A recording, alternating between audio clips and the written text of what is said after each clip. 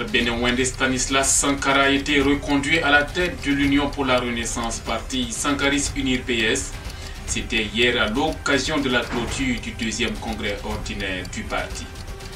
Le président guinéen Alpha Condé est le nouveau président de l'Union africaine dont le 28e sommet s'est ouvert ce matin à Addis Abeba dans la capitale éthiopienne. En même temps, nous apprenions l'élection de notre compatriote Pascal Bamouni comme membre du Conseil consultatif de l'Union africaine sur la corruption. En sport, les affiches des demi-finales de la CAN sont connues depuis hier soir. Ce sera Burkina-Égypte et Ghana-Cameroun. Mesdames et messieurs, voilà pour le sommet du journal de ce lundi 30 janvier 2017 sur la radio B24. Bonjour et merci de nous suivre. Le magistrat Pascal Bamouni, directeur général de la police criminelle au ministère de la Justice, a été élu membre du Conseil consultatif de l'Union africaine sur la corruption. Il prendra fonction à l'issue de ce 28e sommet de l'Union africaine qui s'est ouvert ce matin à Addis Abeba dans la capitale éthiopienne. Pascal Bamouni a reçu les félicitations du président du Faso, Roch-Marc Christian Kaboré.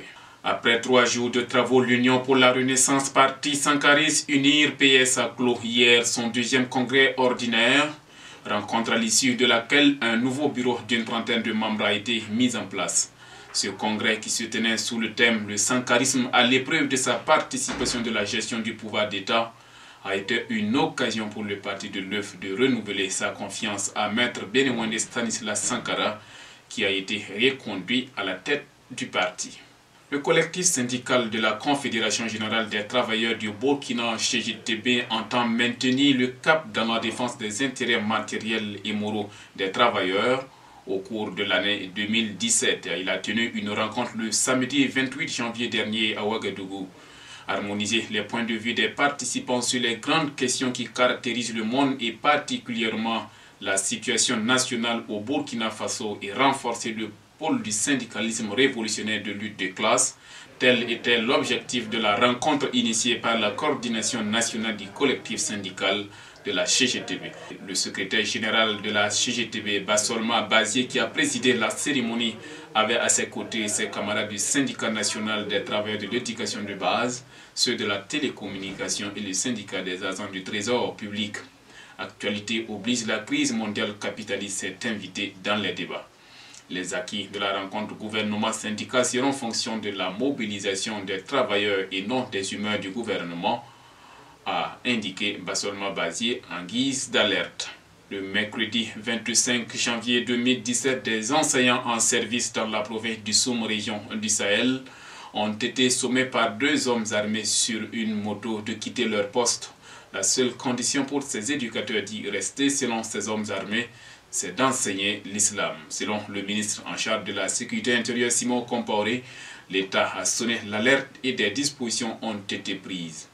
Les enseignants sauront qu'il y a un État chargé de préserver la vie de ses citoyens, un État protecteur et un État qui veille à l'intégrité de notre territoire et à l'application sur le territoire national des lois et des règlements, a annoncé le ministre d'État, ministre de l'administration territoriale et de la sécurité intérieure Simon Compaoré, pour qui il n'est pas question d'obtempérer à des injonctions de gens qui sont sans loi ni foi et qui ne savent qu'une seule chose, donner la mort et la désolation.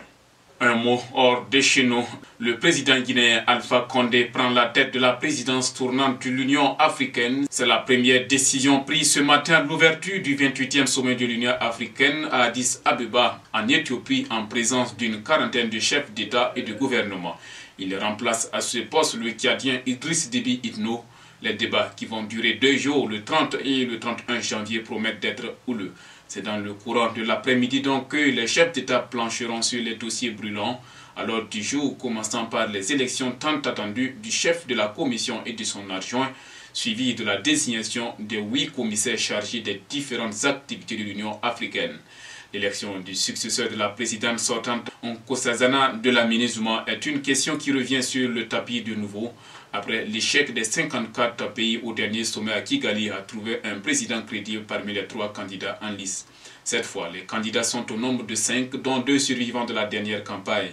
Les 5 candidats sont l'équato-guinéen Agapito Mba Mokwe et la botswanaise Pelonomi Vincent Motoy, qui étaient déjà sur le starting block l'année dernière et 3 nouveaux candidats, le Sénégalais Abdoulaye Bathily, le Tchadien Moussa Faki Mahamat et la Kenyane Amina Mohamed Kibril. La demande d'adhésion du Maroc à l'UA est aussi à l'ordre du jour de l'Assemblée des chefs d'État du 30 janvier, alors que ces derniers jours, le retour du Maroc au sein de l'institution panafricaine semblait acquis. Les observateurs ont assisté au surgissement de nouvelles interrogations sur le dossier. Et nous terminons ce journal avec du sport. Les étalons du Burkina, après leur brillante qualification en demi-finale le samedi dernier contre la Tunisie, connaissent depuis hier leur adversaire.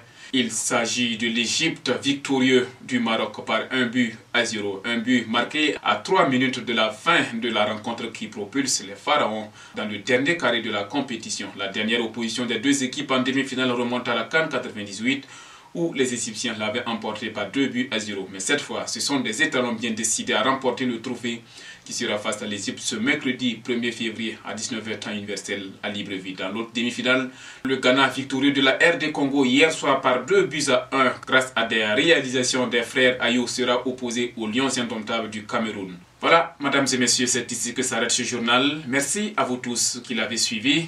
L'info continue sur notre site internet www.radiob24.com et sur notre page Facebook. A très bientôt pour d'autres sessions d'information. Au revoir.